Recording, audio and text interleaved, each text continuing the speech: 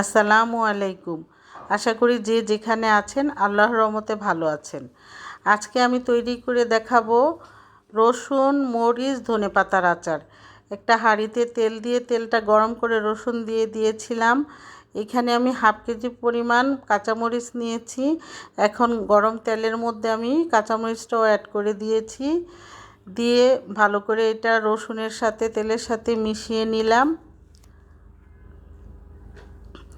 এই আচারটা খেতে কিন্তু অসাধারণ লাগে।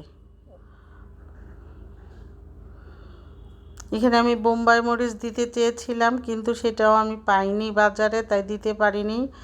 ধনেপাতা দিয়ে দিলাম। ধনেপাতা দিয়ে আমি এটা ভালো করে আবারও মিলিয়ে নিয়েছি। এখন আমি দিয়ে দিব ভিনেগার। ভিনেগারটা দিয়ে আমি আচারটা কিছুক্ষণ ভালো করে নেড়ে চেড়ে নিব।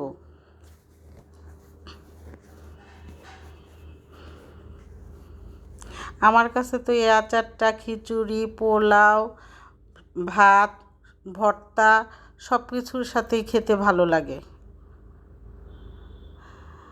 এখন আমি অ্যাড করে দিব পাঁচফোড়ন। এখানে আমি 1.5 চা চামচ পাঁচফোড়ন দিয়ে দিয়েছি।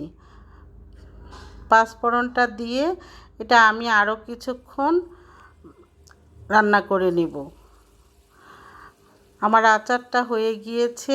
আমার আজকের আচারটা কেমন হয়েছে অবশ্যই সবাই কমেন্ট করে জানাবেন। সবাই ভালো থাকবেন। আবারও দেখা হবে নতুন ভিডিওতে। আল্লাহ হাফেজ।